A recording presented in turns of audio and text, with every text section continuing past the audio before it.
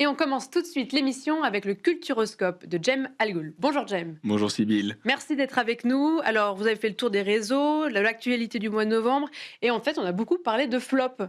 Ouais, Flop, donc c'est une exposition qui avait lieu au Musée des Arts et Métiers, qui donc consacre cette exposition à quelque chose qu'on ne montre jamais, à savoir les ratés de l'innovation.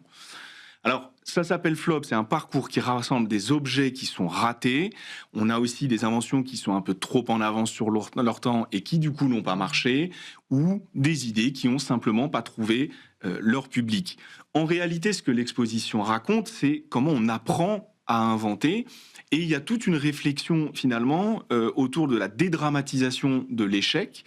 Et aussi, c'est l'occasion de rappeler qu'avant qu'une invention réussisse, il y a beaucoup de tentatives. Chose avant. Donc, j'imagine qu'il y a plein d'exemples que vous allez nous raconter. J'ai plein d'exemples, Sybille, à commencer par ces fléchettes. Donc, ces fléchettes géantes qui étaient commercialisées en tant que jeu d'extérieur. Il y avait une cible qu'on mettait par terre. Et le problème avec ces fléchettes, c'est qu'elles font 30 cm, qu'elles sont particulièrement lourdes. Donc, résultat, 6 morts, 3000 blessés, avant que le produit ne soit retiré de la vente. Oui, bien sûr. J'ai évidemment d'autres exemples. Et là, la Barbie, une Barbie qui a beaucoup fait parler, qui est revenue un peu dans l'actualité à la faveur du succès du film.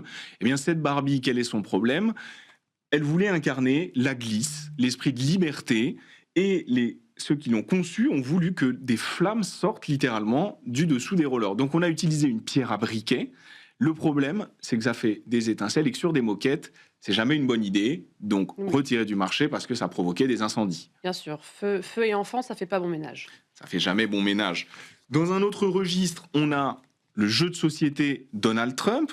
Donc là, on promet d'avoir une version glamour et accessible du monde du business, finalement.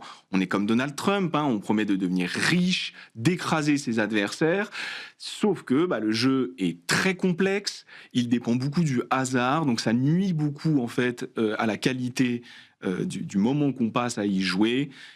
Il faut mieux le mettre aux oubliettes. C'était pas très drôle.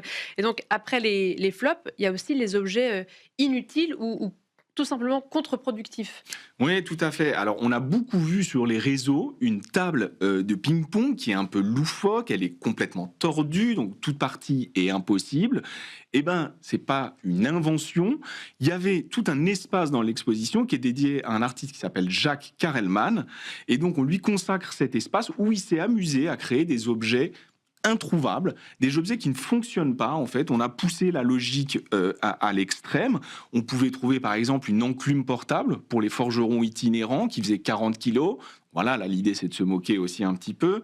On avait des skis chasse-neige, donc fixés dans la position qui permet évidemment d'aller le moins vite possible au ski, c'est peut-être pas l'idéal. En fait, beaucoup d'objets dont le but est de pointer du doigt nos habitudes de consommation qui peuvent parfois être un petit peu absurdes. Et au-delà de ça, il y a aussi des inventions qui finalement, elles, étaient très pratiques, mais qui n'ont juste pas pris pour des raisons culturelles. Tout à fait. On a par exemple, et c'est dans la section les raisons de la galère, on trouve énormément de claviers. Alors, le clavier AZERTY Ah oui, clavier d'ordinateur. ouais, les claviers d'ordinateur. Donc, les claviers AZERTY sont un héritage des machines à écrire parce que les machines à écrire avaient ce défaut d'imprimer des lettres via des tiges qui répondaient à la pression des boutons. Le problème, c'est que quand on tapait trop vite, les tiges avaient tendance à se coincer. Donc, on a ajusté le positionnement des lettres en fonction. Depuis, on a inventé énormément de claviers qui sont beaucoup plus pratiques, qui rendent beaucoup plus performants, mais ça ne s'est jamais imposé parce que le coût en énergie était trop grand pour reprendre de nouvelles habitudes. Tout ça était trop ancré. Et donc, on fait face là à ce qu'on appelle un sillon technologique. On n'est pas nécessairement dans la bonne direction, mais on continue d'avancer par habitude. J'imagine qu'il y a quand même quelques réussites dans l'eau. Oui, il y a quelques réussites et l'exposition se termine d'ailleurs sur une idée que je trouve très belle, c'est rater pour innover. On a un exemple avec la Wii U de Nintendo qui est sortie en 2013. Alors, tous les consommateurs et les joueurs ont eu l'impression que cette manette était en fait une console indépendante. Manque de peau, ça a créé beaucoup de déceptions. Parce que c'était pas le cas. C'était absolument pas le cas. Mais Nintendo est malin, ils ont su corriger le tir pour nous produire, quelques années plus tard, la Nintendo Switch, qui est une des consoles les plus vendues. On découvre enfin dans cette exposition des objets qui avaient tout pour réussir, mais qui étaient simplement trop en avance sur leur temps. On a par exemple les premières formes de visioconférence qui étaient trop coûteuses, mais grâce auxquelles, finalement, on peut aujourd'hui télétravailler. Tout ce parcours, c'est en fait une manière de montrer que beaucoup de flops d'hier sont devenus des évidences d'aujourd'hui.